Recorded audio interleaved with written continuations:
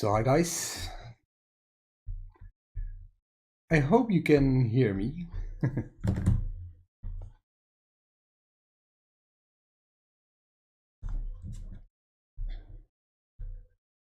Let's see if I can enlarge this. So hi folks, yeah, this is an unplanned live session. I'm here in my living room. I just set up my Celestron Edge HD and I'm tracking Comet Panstarrs, or I think I have found Comet Panstarrs in the night sky. So let me open up the chat so I can see if anyone is here.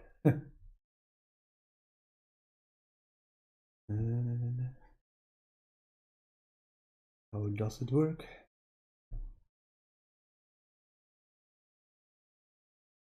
Nope.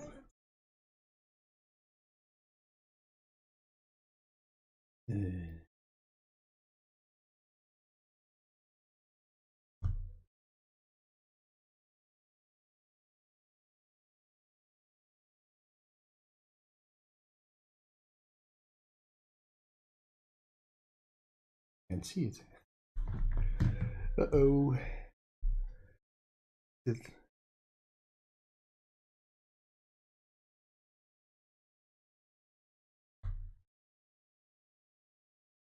Oh, I'm still on unlisted. Okay.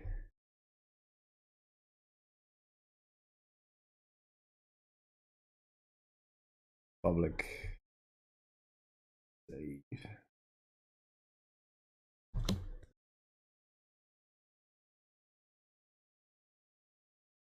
Hi folks.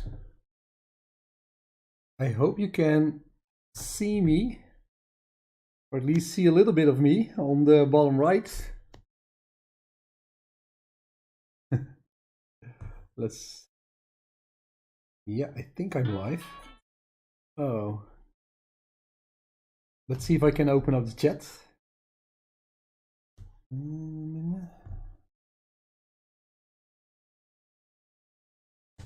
So let me show you what I'm doing here. I think I'm live at least. I am trying to track Comet K2 Panstarrs in the night sky. I just finished setting up my telescope and my camera, of course. And this is the first glimpse I got. I think I have found a comet. It's here. Or at least I think it is. And yeah, let's check my guiding. That's okay. So I don't think there's anyone here in the chat, which I just started 2 minutes ago. So yeah, let's wait for a little bit. So up to now I have taken 31 frames, 32 actually. So I'm taking 30-second frames to find out if I actually am tracking this comet. And of course I can screen through all the pictures I took so far. So maybe I have to zoom in a little bit here. Let's see. Oh, maybe actually I can better open up the first frame, I think. Let's see if I can find the first frame. Lights.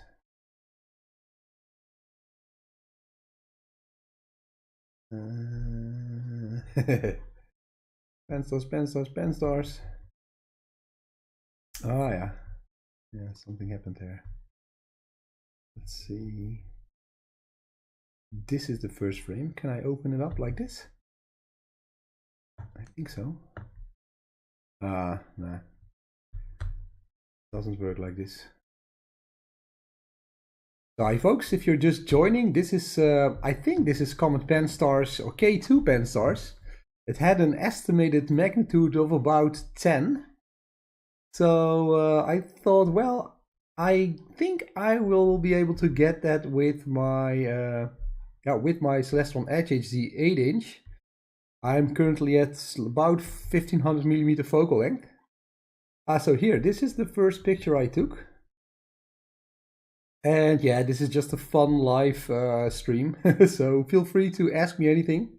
So this is the first frame I took, and I think, yes, I think I have the comet here, because you see here these two stars? And now it's like on a straight line with the stars at frame 34. And first it was here, so I think it's going down. And yeah, this is the comet. So let me see if I can open up the chat again. There are some people now. Hi, Wido, hello, Lee N.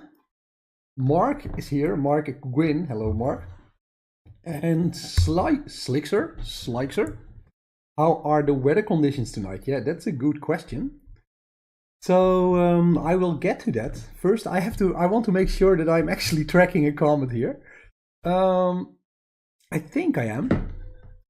Let's see, it's a bit slow, my computer. This is 35, frame 34, so I'm scrolling backwards through my frames to see if that little bright dot here on the center of the screen, if that dot is actually moving a little bit. I'm zoomed in at 100% here. So I think it is moving. I think I have it. I have the comet, I think. What do you think? Oh, that was a new frame. Yeah, I think I have it. So definitely, I think the comet is moving a little bit. It's hard to see. It's not really fast. It's not really moving very fast across the screen. Yeah, I'm still kind of worried that I might have missed it. Let's see, 25%. Yeah, I think definitely this is Panstarrs. I think it is. But is it then moving upwards? Okay, sorry for me. I'm a little bit neurotic about this. So actually this comet, well, let's first check the weather conditions. So right now it is a little bit, we are very lucky here, because here you can see Europe. So this is Spain, France, Belgium, and the Netherlands here. We have this little bit of clear skies. You see there are a lot of clouds above the UK at the moment. But Spain, France, and also the Netherlands, it's pretty clear. And also parts of Germany are clear. And Italy. So perhaps this will be a pretty good night to image in Europe. Yes, Mark, what else could it be? Yeah, I should stop worrying about it. So maybe a little bit of information about Comet K2 here. I always check the sky live for this. So it's right now in the constellation, how to pronounce that? Ophiuchus, I think. And as you can see here, the estimated magnitude is about 10.8. And let's see, so if you want to find it in the night sky, you see it's in the constellation Ophiuchus, and that is, I think, right now for me, it's towards the south in my night sky at the moment.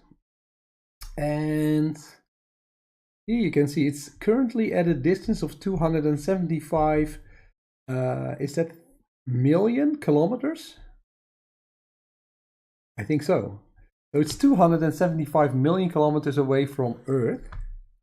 So that's 1.8 astronomical units. Is that true? Yeah, I think so. Because 150 is about 1. Yeah. So it's 275 million kilometers from Earth. So in miles, that is maybe about 180 miles or something like that, or maybe 200 miles. And you can see here right now, at least the distance will be dropping. So we are now here in July 1st. Oh, it is actually right now it is actually, I think, the closest to Earth. So let's see if that's true. Is it somewhere here? Oh, here, the closest approach of Comet K2 is July 14. So the upcoming 2 weeks, this comet will come a little bit closer even towards Earth. And yeah, it will be 5 million kilometers closer than it is right now. But actually, this is then a pretty good time to image this comet. And yeah, I think we are looking at a clear night here. Oh, this is actually 10 o'clock. Let me refresh this satellite picture. Yeah. So I think I'm lucky. It's 1:45 at night at the moment here in the Netherlands. And here we have the comet. And unfortunately, I have some dust bunnies here. And of course, the the comet is moving towards the dust bunnies. But yeah, you will always see that. So yeah, let's get back to the chat.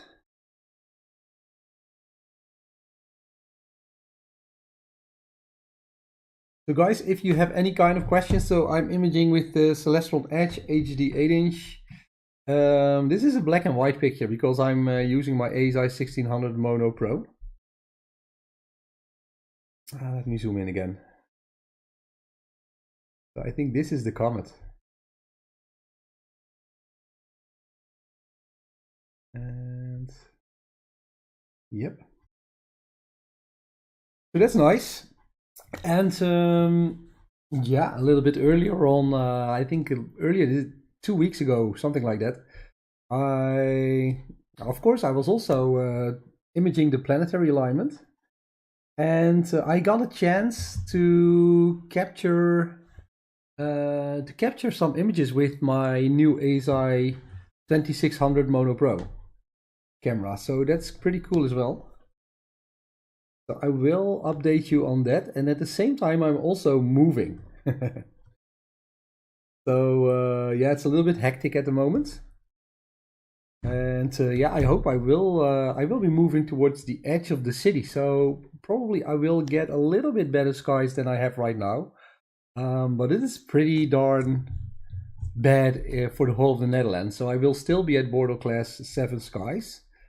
But I'm just hoping for a little bit better skies than I have right now, because I'm really living in the city center of Utrecht, the Netherlands. And now I'm moving towards the edge of that same city. So yeah, hopefully we will get some better skies.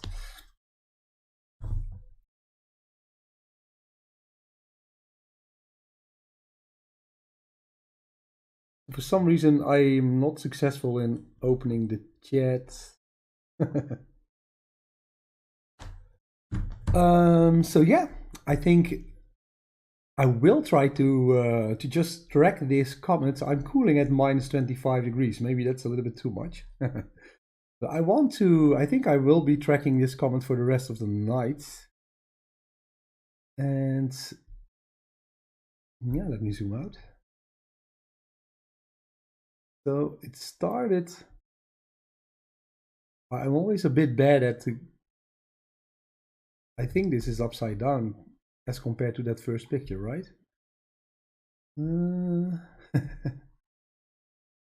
It's also a bit more towards the right. Yeah, so it started there. This is the first frame. This is my 47th frame. Oh, what do we have here?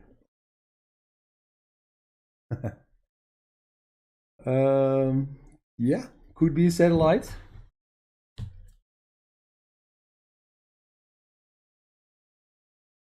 So in these bike says, how do you track a comet? Actually, yeah, part of the part of tracking the comet is that I'm not really tracking this comet. So what I will tell you what I am doing. I'm always going to this website, the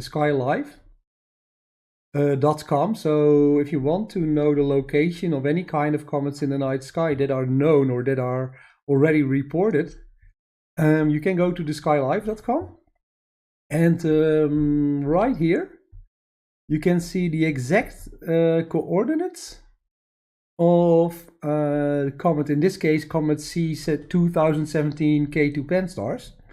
So the right ascension is 17 hours 24 minutes and 3 seconds, and the declination is 1 hour 34 minutes and 5 seconds. So these are just the coordinates, the celestial coordinates that are used by any astronomer to identify objects in the night sky.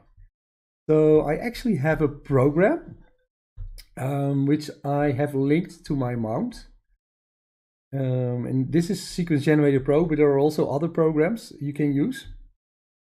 You can see here, yeah, I started, because this comet is continuously moving, so I started to track this comet half an hour ago, and I just put these exact coordinates at the time of when I started the first picture. I put these coordinates here, so 17 hours 24 minutes and 9 seconds in right ascension, and 1 degree 34 minutes and 58 seconds in declination. And these coordinates, they put the telescope exactly into the field of view of this comet. And since then, I am only tracking the stars. So I'm here tracking the star using PhD2. So it will keep the stars exactly the same in my field of view. So if I can see something moving in that picture, it will be the comet. Oh, another satellite, I think. Whoa, this is a big one.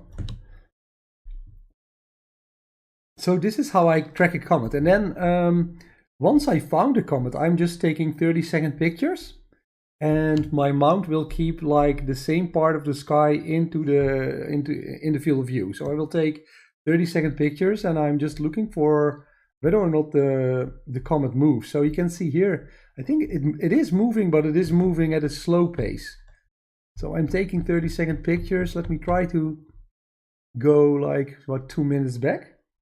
You can see it's super slow, but it is moving across the night sky.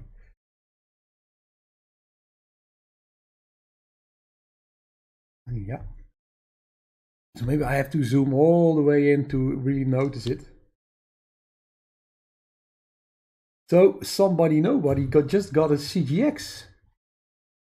It got away 2 weeks now from the bad weather. Yeah, that's most of the time is the case. You want to go out and try that new gear right away, but usually you don't have clear skies any day, so you have to wait a little bit, huh? NGC 6543 says it's probably aliens. Again, I think we had like a comet last year, and people were not sure if it was a comet or whether or not it was actually an advanced alien spaceship. Anyway, how's the wife? Sleeping at the moment. Because, yeah, actually I should also be sleeping. Because we are going to move. So we just bought a new house this week. And yeah, I'm looking forward because we have a little bit of a larger garden. But of course a lot needs to be happening. So I need to paint in the upcoming weeks, move all the stuff from my old house to my new house, and I think it will take about 3-4 weeks until we are finally settled there. So probably I will not be able to do as much videos as I did lately, but yeah, I will try to keep up with my channel. And yeah, until the time, maybe I was thinking it is always nice to do some live streaming and to keep you up to date with the latest pictures I have attempted to make. I thought this was also a nice idea to just show you Comet K2 Panstarrs and just have a little chat here. Can you use the Comet as a guide star in PhD2? Yeah, probably you can. But right now my visibility is not so good. Maybe if I go to 2 or 3 seconds. Let's, for fun, let's put this PhD2 to 3 seconds and see if we can actually see I don't have a very clear vision. Yeah, but I would say in theory you can actually track the comet, and that would just be, I think, you could just look at your screen, and if this is the comet, maybe actually this is the comet, right? Auto select star. Yeah, I'm not sure if this is the comet or not. But of course, when you are just aiming at the comet, I think in PSD2 it will start tracking that comet and not necessarily one of the stars. But I think I have a star because, let's see. I think I can see the comet moving, right? You can see it here. Sorry, my computer is a little bit slow, but if I try to go back, let me open up some of the frames here. So let me close this one actually, because there's something wrong with it. I think. Close this image. Yes. So let's see, we are at LP 058. So let's try to, oh, I have to do it like this. Open image. Let's do image maybe 20 or something. 20. Let's see. So Comet was here when like 30 frames ago. And Comet is now here. Oh yeah, it is actually moving pretty fast. And another satellite, or is it maybe? Maybe it's of course a meteor. Because this is not a streak across my entire field of view, it's just this little streak, so could be a meteor here. So anyway, yeah, if I compare this, like this is 40 frames ago almost, so you can actually, if I zoom in,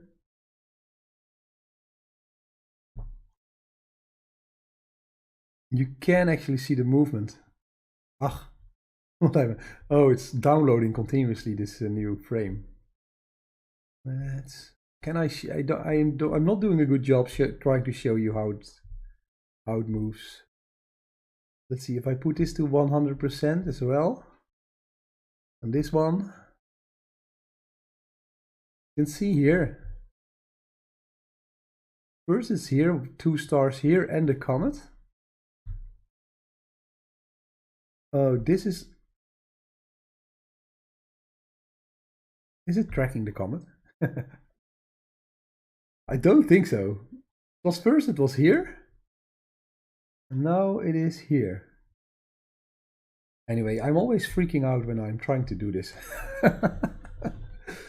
Anyway, I think it's not in the center anymore, so I am tracking one of the stars, and the comet will slowly move across the field of view, because that's what I'm trying to do here. I'm trying to capture as many frames as possible. And then I always like to do a little time-lapse video, so about 30 to 60-second video, where you can actually see the comet flying across the screen. That's my main idea here. Thank you, congratulations. Looking at the comet's tail, my guess would be that it is coming towards Earth. The comet's tail is always away from Earth, right? So, can we actually see the comet's tail? Not so well. Can't see it very well. Let me play a little bit. Yeah. But actually, we can go back to... what is it? The Sky Live here. Because I know they also have... Can I also click on a 3D model? The 3D orbit. So this is the comet. Let's see if it works.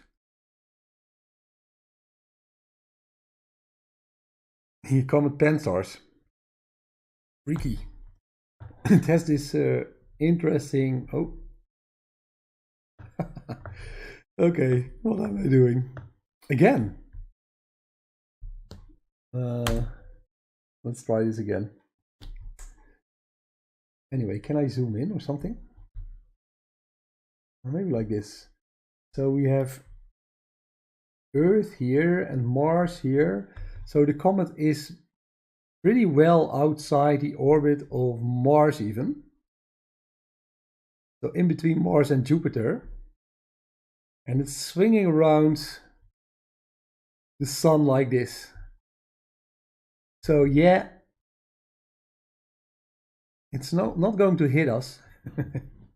And from the looks of it, did it already pass the sun, or will it move towards the sun and then it will go that way? I think it is, because the tail is here away from the sun. So probably it's still moving on this curve towards the sun, and then it will swing around the sun, and then will it actually leave our solar system? I don't know. Let's see. Information. We need info. Currently. So when is it at perihelion?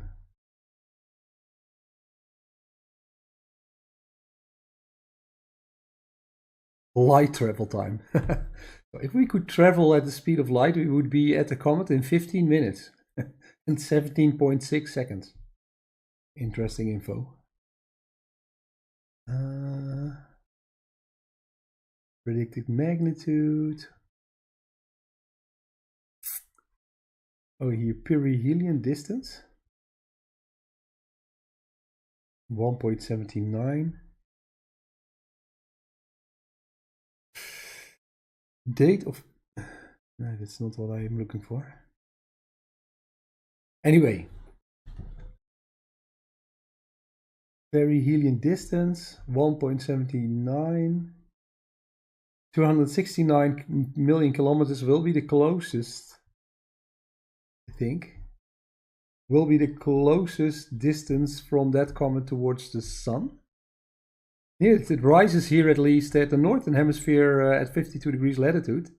It rises already at 6:30, but of course it's still daylight then here. Because it's summertime. It transits at about 12 o'clock. So right now it's a little bit towards the southwest. And it sets at 5:56. So we can actually track it almost the entire night. That's fun. Don't know if I will last this long in this live stream. Why can't I find it? Is there a simulate? I think I can go back to the simulator. And then I can play it, right? I think it's... Oh. Here, there's more comets actually in the night sky. We also have comet E3, P4 and L3. Interesting. Let's focus on K2. 1 second is 1 week. Yeah, that's fine. Hopefully it will not go too fast. Yeah, here we go. Here, it will still move towards the sun in the upcoming weeks. Wow, this is already September. It's not moving so fast. Let's do 2 weeks. Let's speed this thing up a little bit. So it will... Only at the end of this year it will... How do you say this? It will swing around the sun. So it will take him... So this is already June 22, 2023. So this comet will be with us for quite some time, I think. If it doesn't burn up or anything. Okay. Can I now reset it? Yeah, reset.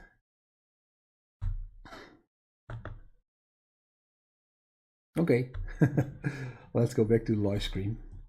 Live screen, I have to say.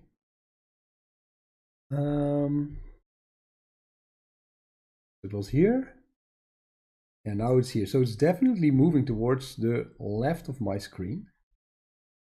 Let me zoom out a little bit.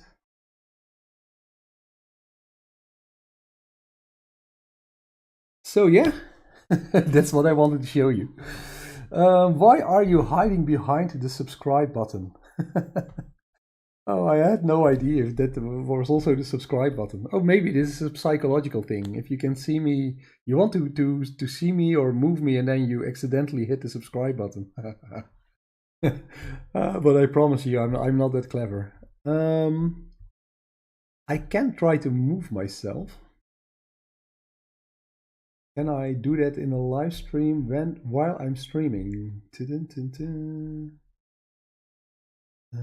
Maybe this? No. Webcam. Can I move myself? Horizontal position. No, I can't. I will check that out before the next live stream actually. I will put myself in the bottom left or something.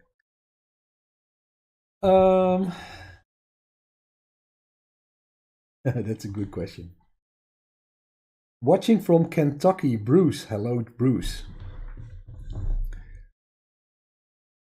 So yeah, guys, this is actually what I got. So just thought it was nice to hang out here with you, showing this K2 Panstarrs comet in the night sky. And I learned a little bit about this comet now. So it's about 270 kilometers from Earth.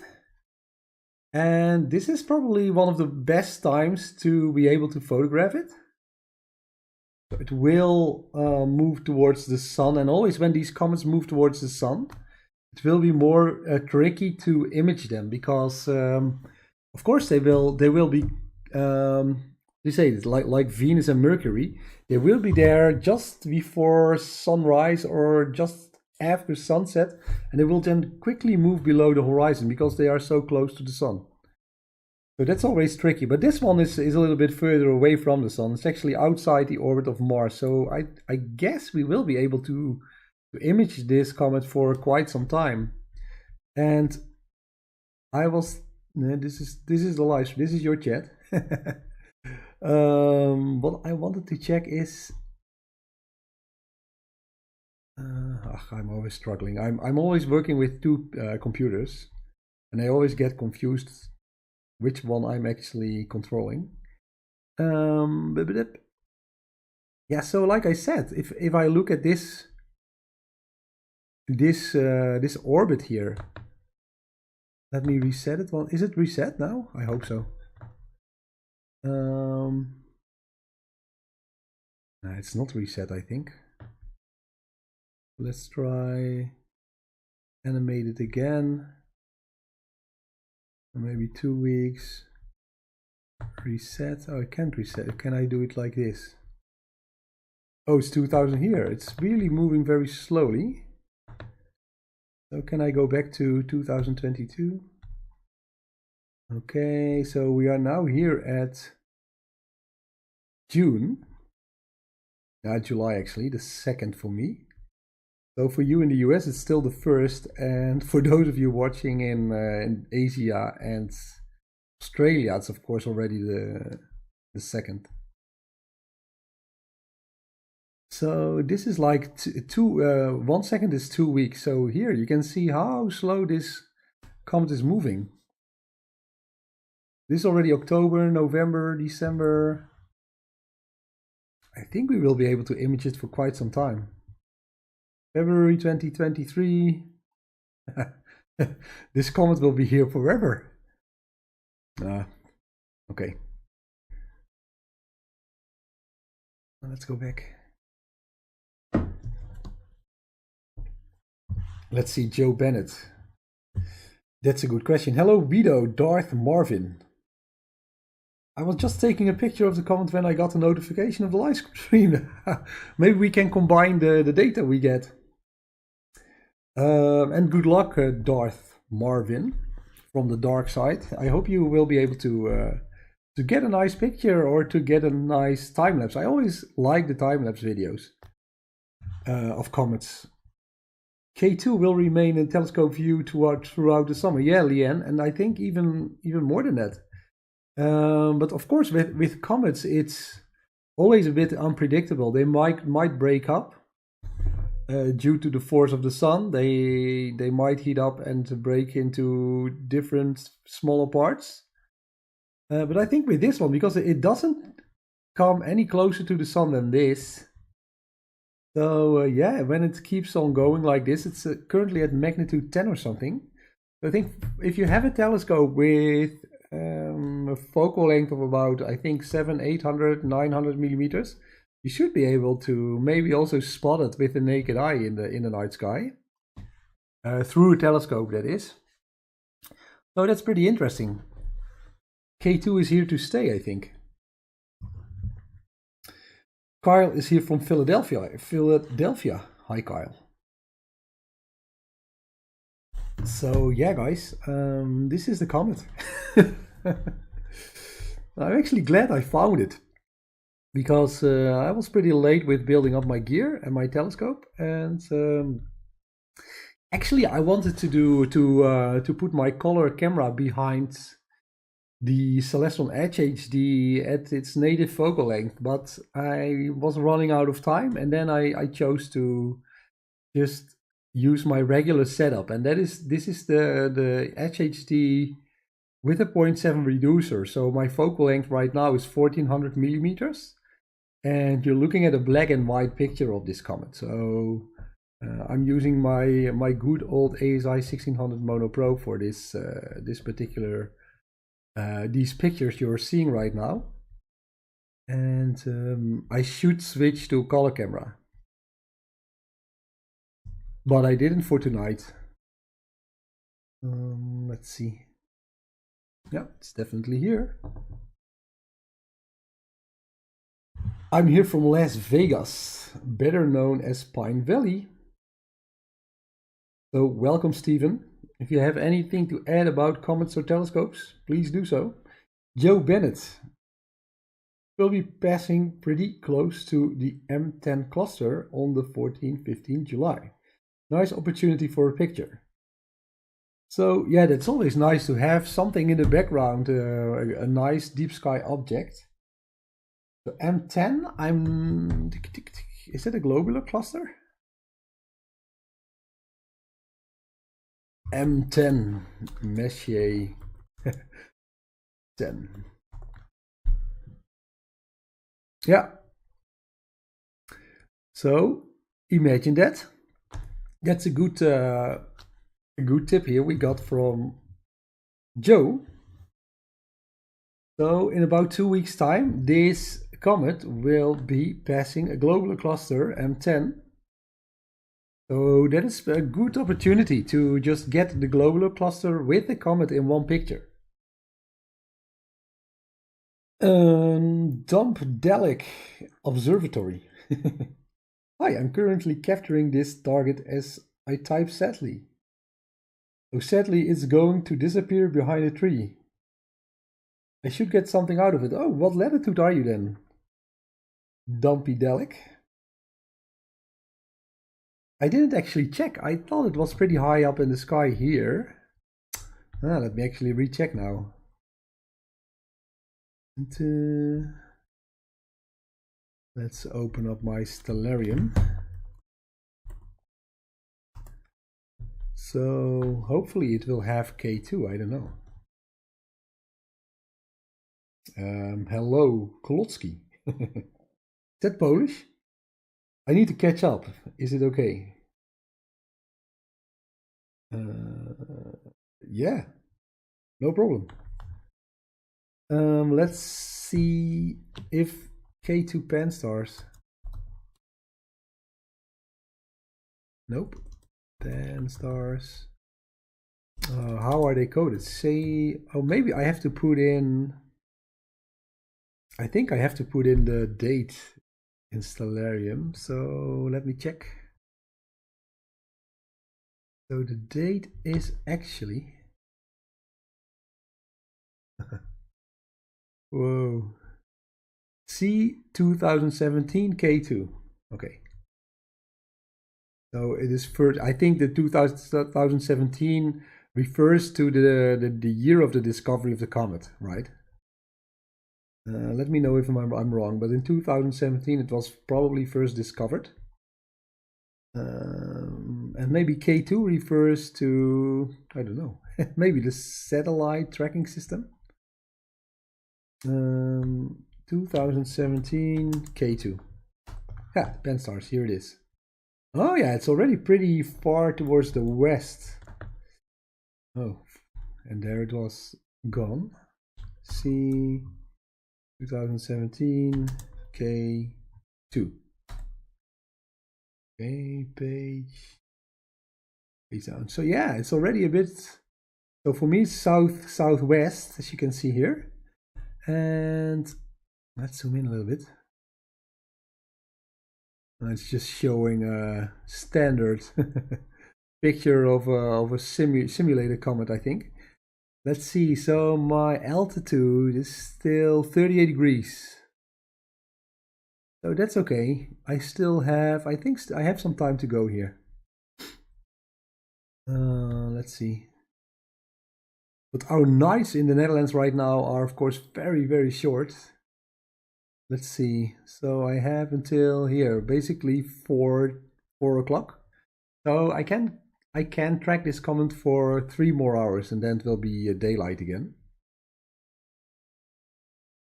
And it will also move below the horizon at 6 o'clock. Yeah. All right. Can I zoom out here? No. Bye, Stellarium. 24 people watching. Thank you. Well, let's go back to the pictures. Is it here? Dun, dun, dun, dun, dun, dun, dun, dun, dun, dun. What am I doing? Ah, here. Whoa, another satellite. Whoa, there are plenty of satellites tonight. Ah, this is a terrible one. Very bright. So, folks, do you see any satellites in the air? I have plenty of them. This is like the 88th picture. I think in about at least 10 picture I have either a satellite or a plane or something like that. Maybe it was the ISS, I don't know.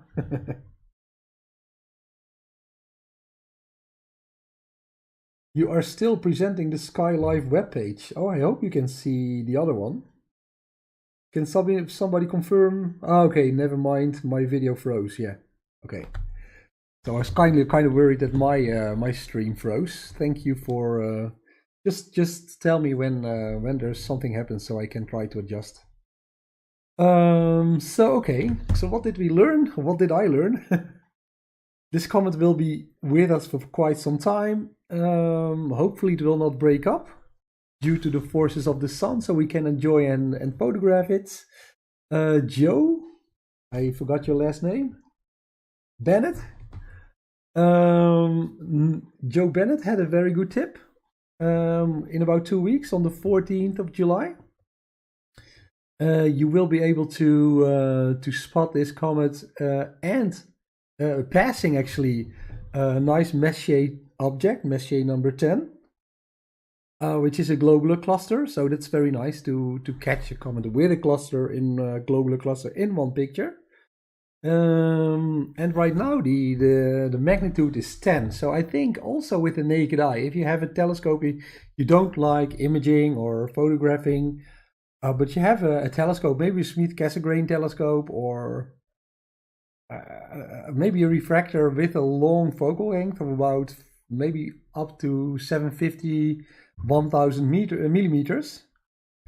I think you will be able to spot this comet in the night sky, and you will be able to track the comet. And it's right now, it's in the southwest in the constellation Ophiuchus.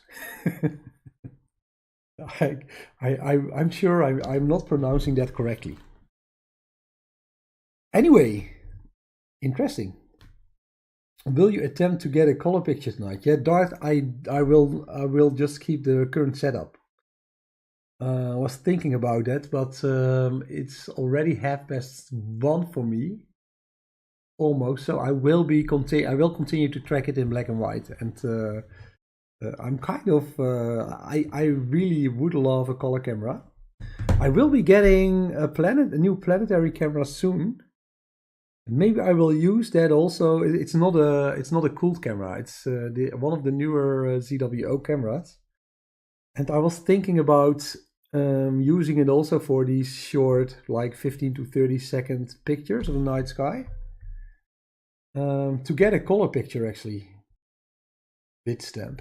Oh, that's some email. I don't have any bitcoins anymore, by the way. I sold every one of them.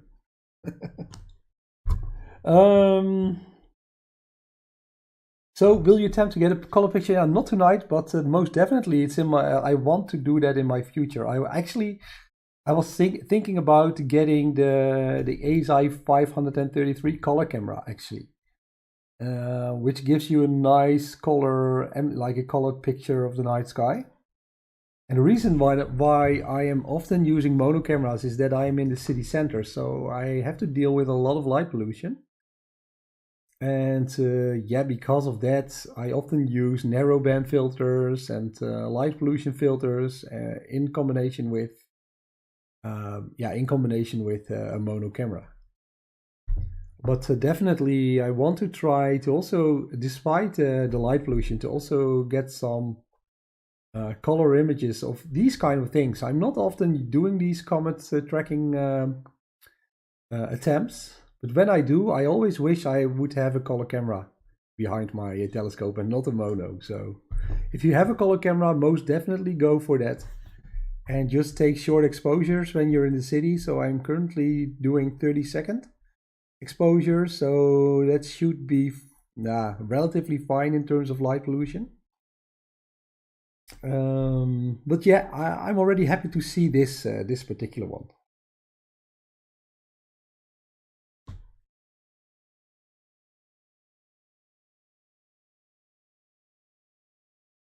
Will you have good sky views from the new place? Yeah, that is the big question.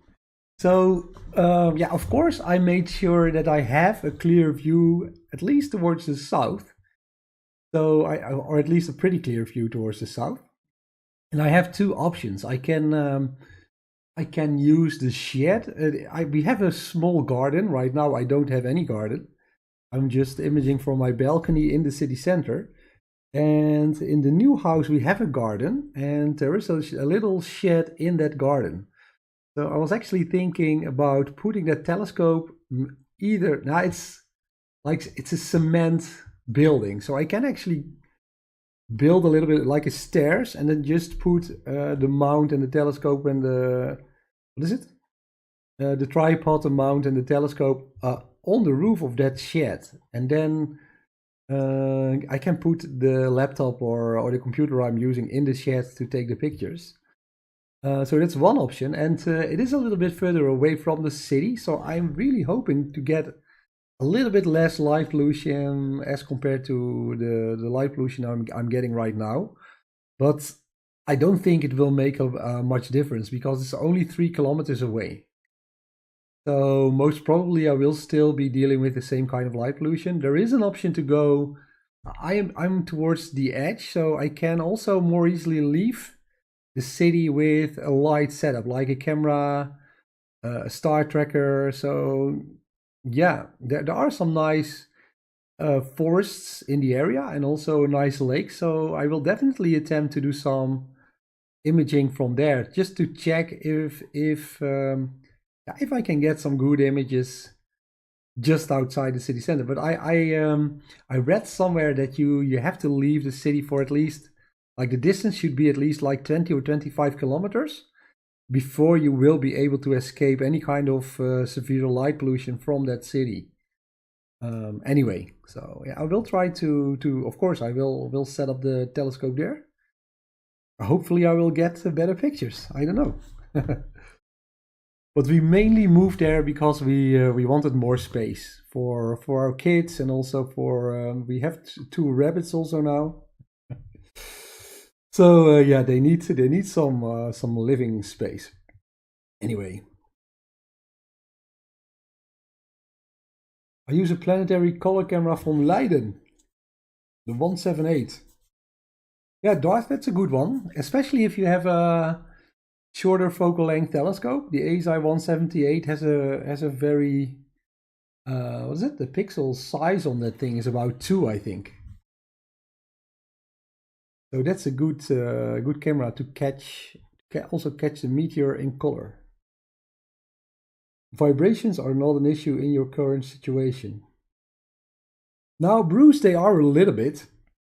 I used to have very terrible vibrations actually, because I put my mount on my balcony, but I had some wooden planks with some rubber to like ease the vibration a little bit.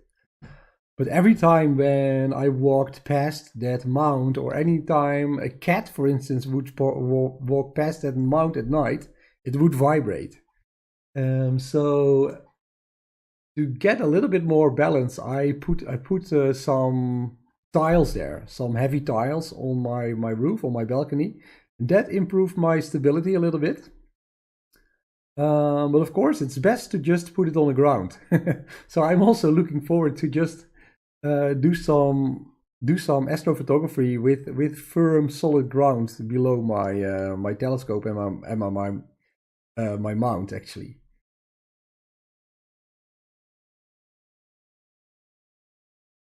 Is this the first time you capture C2017K? Yes, it's the first time, Edward. Or Edward. And is it not? Did you catch it before? Because I just looked at its orbit, and it is really slowly orbiting the sun. So I can imagine that people have imaged this one before. It's also called 2017. So I guess K2 was known from that time onwards. So, but I did see that right now is one of the best moments to image this comet, as it is pretty much on its closest distance from Earth. So please correct me if I'm wrong. Hi from Denver. The real estate coach. Is there any nice real estate in Denver? And you're going to do you're going to image this comet next week. So good luck with that. Yeah, it's pretty bright. I was kind of surprised actually. Let me try to go back to the Sky Live information. So guys, I hope you like this. It's only me talking, and I'm showing you some pictures of the comet. That's basically the live stream. I did some live streams with music and some videos of the planets last week. I don't know which format I like more. I probably will switch a little bit around. Let's see, comets. So when we look at here, I was surprised a little bit, because here normally you would have observed magnitude. Maybe I can zoom in a little bit so you can see it on YouTube. Hopefully you can see it like this. Let me zoom in a little bit more. So normally when I look at the Sky Live, I always see also an observed magnitude. So somebody observed it in the night sky, and it would put here like the true observed magnitude for that night, for instance, or that date. But it's not saying it. It's not available, I guess. So they only have an estimated magnitude of 10.8 from GPL, the Jet Propulsion Laboratory, if I'm correct. But estimated magnitude is just, of course, based on its orbit, I think.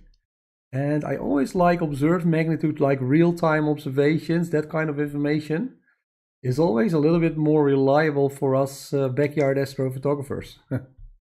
I think, at least. But this looks like a magnitude 9, magnitude 10 comet, so I'm guessing that the estimated magnitude is correct. I think it passing M12 or M11. Yes, real estate coach, I forgot your true name. Sorry for that. But Joe Barnett? Bennett? I'm sorry, I'm terrible at names. Joe Bennett, yeah. Joe Bennett told us that it will pass M10 actually, a globular cluster, on the 14th of July. So when you're imaging this one on July 14, you probably also can image a globular cluster M10. So that's always, I never did that before. I saw other people do it, and I was always impressed by the images they showed. So a comet in combination with a deep sky object. That's of course super nice to do.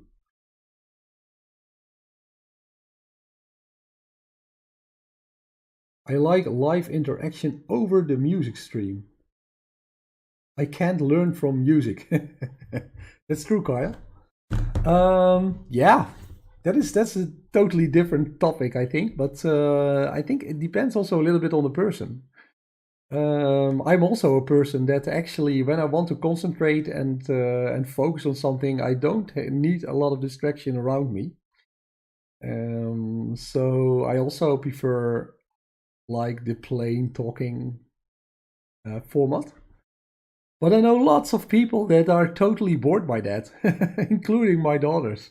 So yeah, maybe it's also a generational thing. So when you look at a lot of YouTube videos, including those that I make, I always put a little bit of background music in because at least people have informed me that it helps people to stay tuned and to stay alert.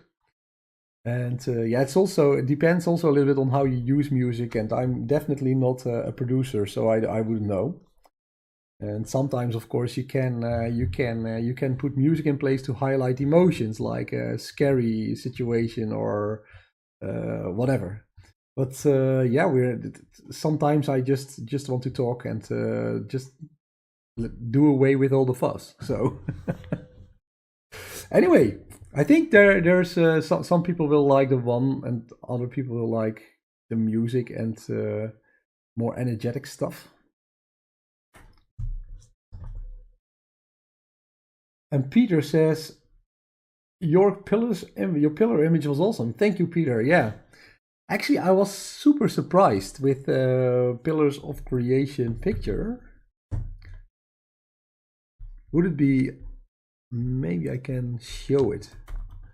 So I did a couple of things actually. Maybe it would be nice to show it to you. So I did the Pillars of Creation about a week or two ago, and I was so surprised because it's well, let me just show you several things I did. This is one video. I hope it's yeah, YouTube will probably not screen it very well, but the first, yeah, this is terrible. My rendering is here of this video is terrible, so please forgive me.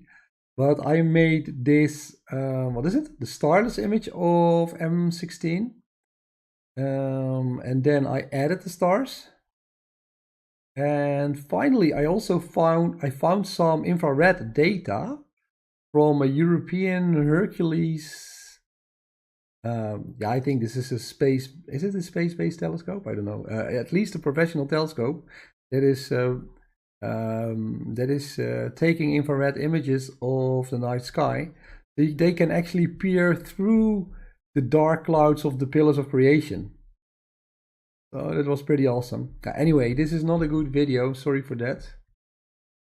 But yeah, I had a lot of fun. And if you want to image the Pillars of Creation in the Eagle Nebula with the Pillars of Creation in it, right now is one of the best times to do it because, or at least from the northern hemisphere, the Milky Way is right in the south at night. So and I was also super surprised that the Eagle Nebula with the Pillars of Creation, it has a very strong hydrogen alpha signal. So if you're only able to take 20 or 30 pictures in H alpha, then you're already getting a very good like a base picture to work on. And so I only added some oxygen 3 to that picture. I actually skipped the S2. So there was not a lot of ionized sulfur in that area, but there was a lot of ionized hydrogen and oxygen. So anyway, that's another story. But I'm glad you liked it, Peter. So I think I will keep the stream going for another 10-15 minutes, and I will get a glass of water. I will be right back.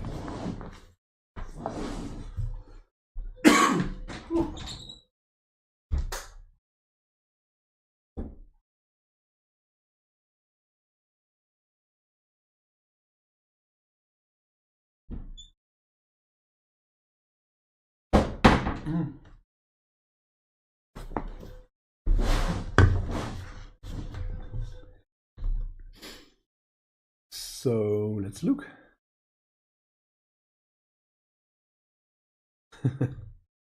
I lost the chat again. Ah, here we go. I watched you do it. I was surprised. Yeah, Peter. Thanks. Carlos. Unless you have a lot of rain, like in Mexico City. Yeah, rain is of course the worst enemy. I have to say, I think in some countries it has been worse than in the Netherlands. I would say the Netherlands in general is not a very good country to do astrophotography from, because we have a very humid, cloudy country. Actually, we are close to the seaside, but not too. Yeah, we are close to the sea, but at the same time it's very humid. So a lot of times we have rain and clouds here in the Netherlands. But this year we have been pretty lucky. At least we did have some like 2 or 3 weeks of clouds, of course. But I think in springtime we had like 1 full week of clear skies, and unfortunately I had a lot of opportunities to go after some of the galaxies that were out there in galaxy season. So I tried to make full use of that. I think I put my telescope outside for 5 straight days, and for the Netherlands, that's really a lot. Normally, you're already lucky when you can image for 1 or 2 days. And now in summertime, yeah, I catched the Pillars of Creation a couple of weeks ago. I also tested the ASI 2600 monopro, but that was only for 2 nights. I still have to process that data. I took some pictures of the moon just to get focused, and I took some pictures of the North America Nebula with the Pelican Nebula with a 480 millimeter refractor. I think they will turn out pretty nice. But anyway, yeah, we were lucky, I think.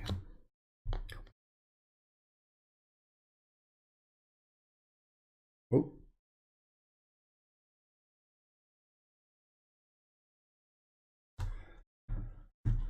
So did it move? We are now at frame 119. So let's see. I just put 1,000 frames here. So I'm at 12%. Let's do the calculations. I have like 2.5 hours of night sky left. So I'm taking 30-second pictures. So that's like 200 minutes. So another 400 pictures to go until daytime. So 1,000 is actually enough. Yeah, okay. So I will probably, hopefully when it will not be cloudy, I hope to end up with about 500 pictures of this comet. So 500 pictures divided by like 25 frames per second. So if I'm correct, that would be about 20 seconds. I can produce a 20-second time lapse of this particular comet. That would be nice.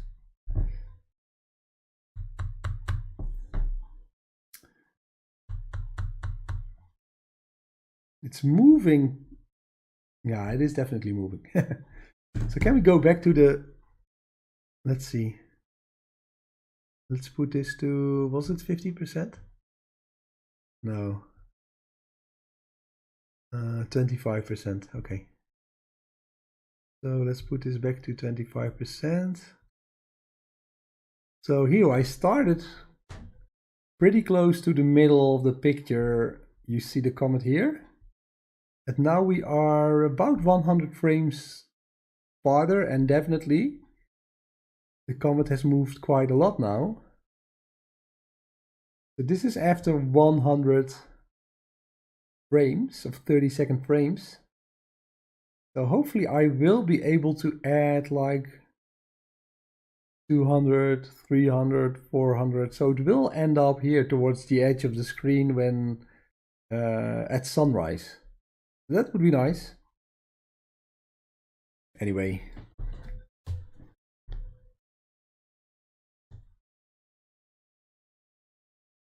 Carl says, in order to have decent Bortle class skies, we have to move some 2 hours away from the city all year around. I think Mexico City that's of course the biggest city in Mexico, right? It's towards the north. I've only been in the south of Mexico actually one time, like most of the tourists. So of course we went to Cancun like a true tourist, and to Merida.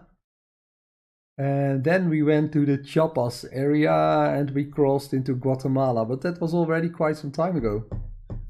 I think I was 25 at the time, something like that. But a beautiful country, Mexico. I would like to revisit. Actually, I was planning on revisiting Mexico, but then we had COVID.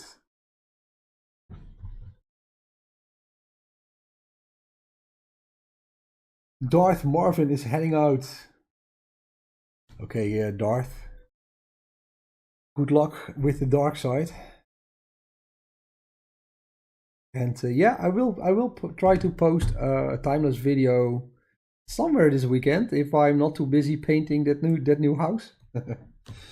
Kyle Bannister. Question. Can I keep my filter wheel on but just swap to my OSC camera with a luminance filter? Yes. This would make it easier, yeah. The short answer, Kyle, is I think you can do that. So as long as your camera is in focus and you have a luminance, actually maybe you could even, that's what I'm doing. I always code luminance as luminance, but I have one slot in my filter wheel where I don't put any filter whatsoever. So I call that slot luminance. And then when I'm using a color camera, I'm always putting on luminance, so I know that there isn't any filter in front of the camera. And of course, you can also put a light pollution filter, for instance, in your camera and use that in combination with your color camera or any kind of thing you want. So yeah, you have these dual and tri-band filters, narrow band filters that are also pretty interesting to use in combination with a color camera, especially when you are in the city. So yeah, short answer, Kyle, I would go for it. I would just put maybe the luminance filter or maybe no filter whatsoever at one position. Just remember that position and move your camera to that position when you're using your color camera and you want to use your color camera without a filter, and I think you should be fine. You will be fine. All right. Peter Raymond. Portal Class 5 UK. Visited Big Bend in Texas and the sky was awesome. I learn when you talk. Thank you, Peter. That's why I'm talking to myself, and then I find out stuff that I didn't know before. That's about what I'm doing here. I always wonder about what's out there, and I learn every time I image something, I learn something new. So Peter, yeah, I know what you mean, because I think UK you have about the same sky as I have. I'm in the city even, so a little bit worse probably. But yeah, I know that for me it was Greece. I once visited Greece during summer, so it was not the best of conditions actually. It's pretty hot, but still, yeah, on one of the islands you didn't have any light pollution whatsoever. And that was the first time I actually saw the nights, the Milky Way actually, with my naked eyes. And And it was wonderful. I immediately started taking pictures with my DSLR camera. And these are still one of the best pictures. I didn't have an expensive camera with me. It was I think $300-400 camera. It was okay. It was not the cheapest, but definitely also not the most expensive camera. So I think when you have a cheaper camera but you have dark skies, your pictures will be infinitely more, will be better than as compared to what we are doing here in the city center with our higher end gear. But yeah, there are more. If I would be alone without a family, I would probably move towards a very dark sky location. Are you going to image Saturn? Not tonight. Not tonight. But I have to say, I'm looking forward towards imaging the planets again, and I checked when it would be a good time to image them.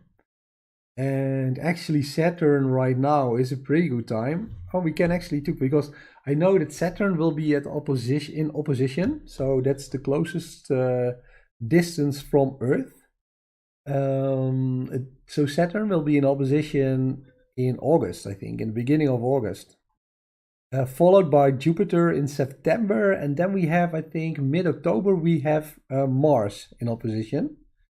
So yeah, I will definitely try to image those planets at the time when they are closest to Earth, because then you have the best chance to get these nice little planetary details.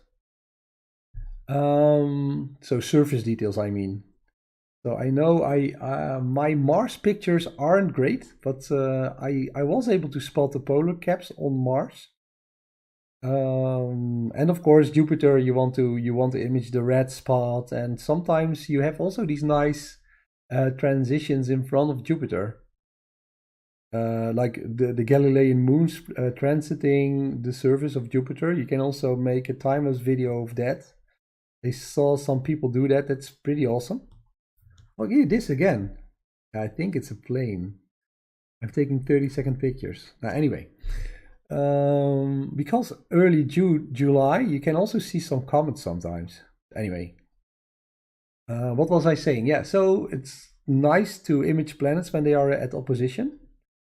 And with Saturn, it's always about the rings, of course. So yeah. Let's see, actually. I can look at the position of the rings of Saturn. Because sometimes some years you can be a bit unlucky when the rings are not you are exactly at a 90-degree view of the rings. Oh, again, headlights. Yeah.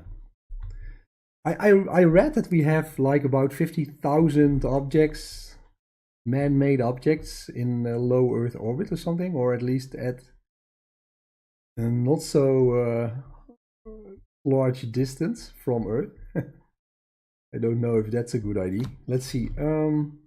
Saturn. That's what I was. Zoom in. Saturn. We can still see the rings.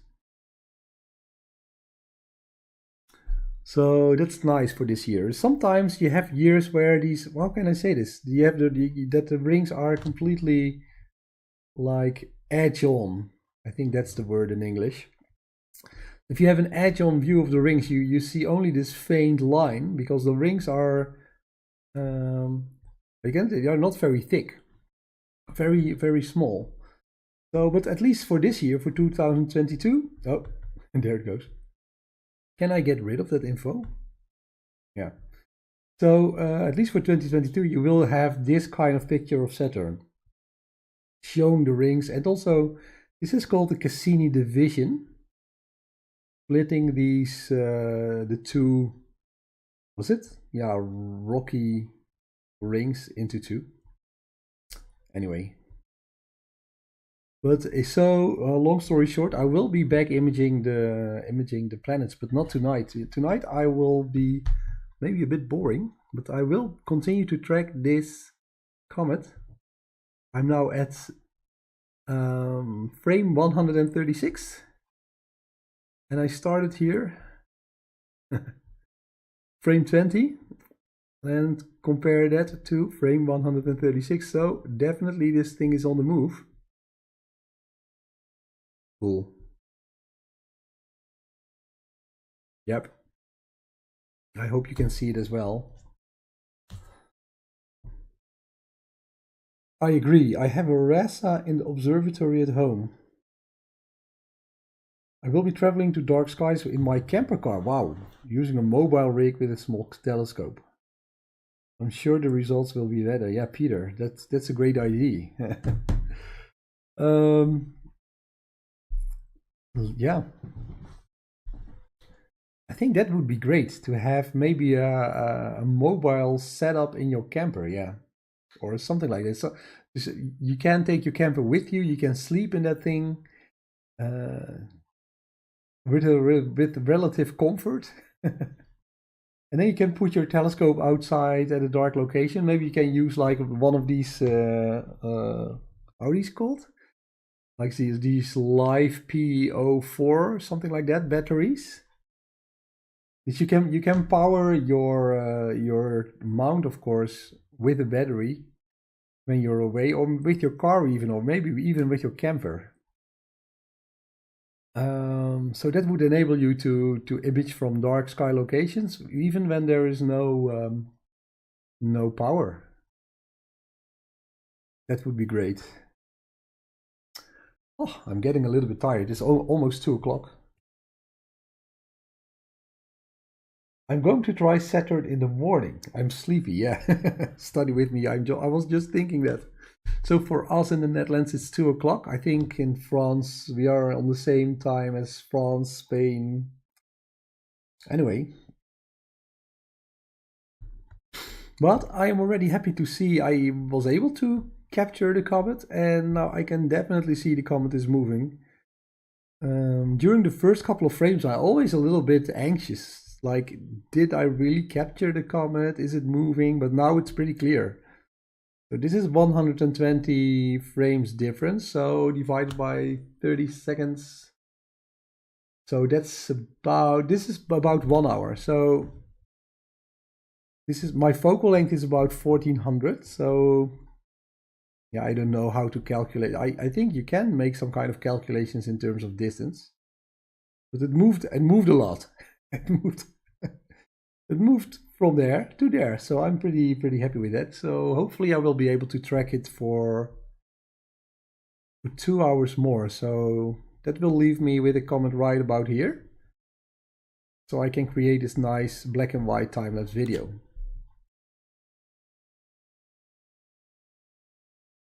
You finally looked at 217 K2. Neat. Thanks, Massive, I think. I got a decent image last night. I was taking 1000 captures here. Massive, I think, or is it Massive? I'm doing exactly the same thing. I'm taking 1000 frames. I think I will end up with 500 actually, because of the short night. And I'm at 30-second intervals. It's just before 8 p.m. here on the East Coast in the US. So Kyle, I think you are also you're experiencing summer as well. So you will probably have to wait till 10 or something like that. Or we have to wait until 11 here in the Netherlands at the moment, until it gets darkish. And actually true night, like what we could call nighttime, with the sun having no influence whatsoever on the night sky, it only starts at about 12:30 here in the Netherlands during summertime. And then, yeah, we have to try like 4 hours or something. So 4:30, 4:30, the sun will rise again. So definitely not the best times, but at the same time, I'm taking any clear night I can as much as possible. Even if it's just one night, and even if we have a full moon out, because you never know what to catch.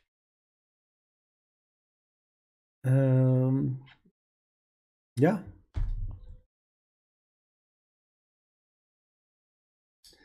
16.6667 minutes. Okay, 1000 images times 30 seconds is about 500 minutes, right? No, what am I saying? 30 seconds divided by 2, yeah, 500 minutes. What do you mean? I'm not getting it, sorry. Kyle, I have to wait until 10:30 for darkness. Okay. I had an hour and 3 exposures. Really? Ah, you're talking about your images of this comet. Yeah. So you're doing a different thing. So you're taking a long exposure picture. You're trying to catch a comet, the comet with a comet tail, probably. That's pretty cool.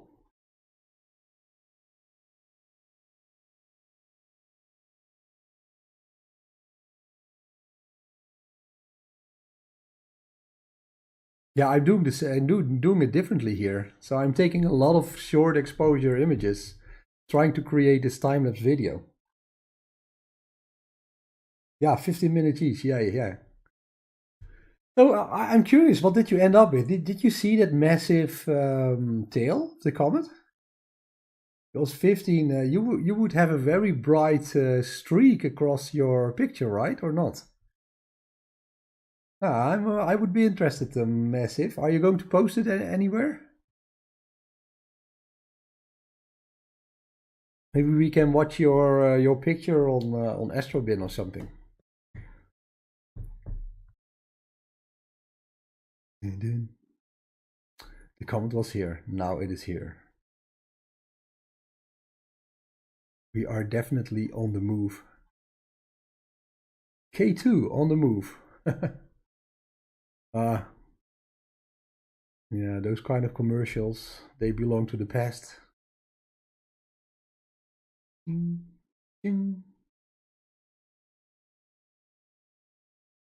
I'll upload it. Thanks. I would be interested in your picture. Are you going to stack these 4 images to get even a longer tail or something?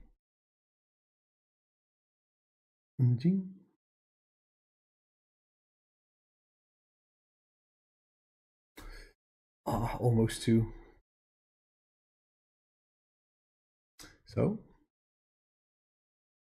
YouTube is not receiving enough video to read. Oh, I hope you are not experiencing too much lagging.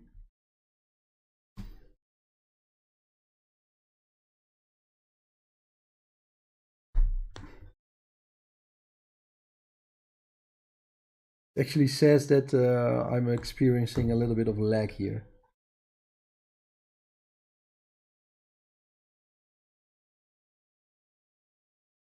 So, I'm really tired. I think I'm going to bed, and I'm just, let's see. I will just keep this sequence rolling. So once again, yeah, what did we learn? So K2, this is C 2017 K2, a live picture. It is definitely on the move. So if you have like a telescope with a 1500 millimeter focal length, or maybe 1000 millimeter focal length, if you take, I think I have now about, what is it? I think I have about 1 hour of pictures, a little bit more. So you can see that definitely when you have a focal length of about 1000, you will be able to see this picture moving across your field of view, like I show you here. This comet will be with us for the upcoming weeks and even months. That's what I learned. It will be on its closest approach towards the sun in about 2 weeks, and also we will have a nice opportunity, I learned from Joe, to photograph this comet with Messier number 10, a globular cluster. So that's fine, that's nice. And yeah, I hope you also get some nice images of this comet. I just wanted to get your attention, because It has been a while since we had good comets in the night sky, I think. I think the last, of course, we all imaged, was it? Comets.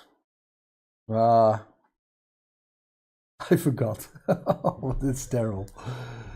So we had Comet Atlas in 2019, Y1 and Y4, and then we had Comet Swan. And then, of course, we had the famous comet, which I can't remember, at 2 o'clock at night. We could see it with the naked eye even.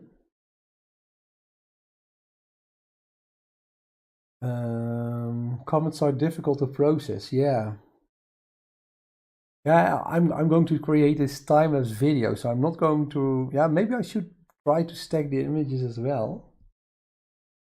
And I know that there are special procedures in Deep Sky Stacker as well as PixInsight. I'm sure when you just Google like Deep Sky Stacker and stacking comets, you will find some videos and maybe some web pages with with useful information about how to do that. I did a video once about creating a stacked image of a comet, but it's already like 2 or 3 years ago.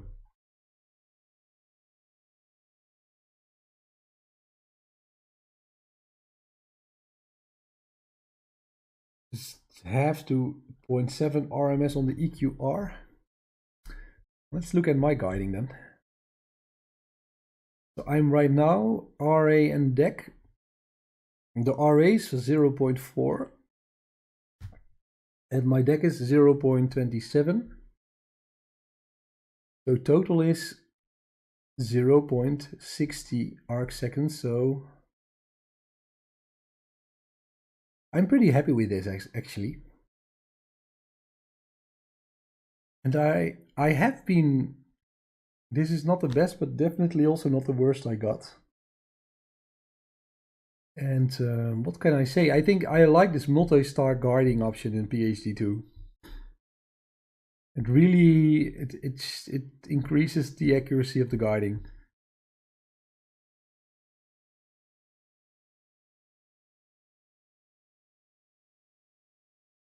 So, guys and girls, I'm going to bed. I hope this information was useful to you. And anyway, if you have the chance to photograph K2, definitely go out after it. And also, if you have a telescope and you're not into imaging, but you just want to look at a nice comet in the night sky, I think it's right now at a magnitude 10. So with a nice Schmidt-Cassegrain telescope or a Maxitov telescope, it will definitely be bright enough to catch it, I think, with the naked eye. So be aware. And yeah, hope you will have the opportunity also to image this comet. And with that, I wish you a good night and clear skies, of course.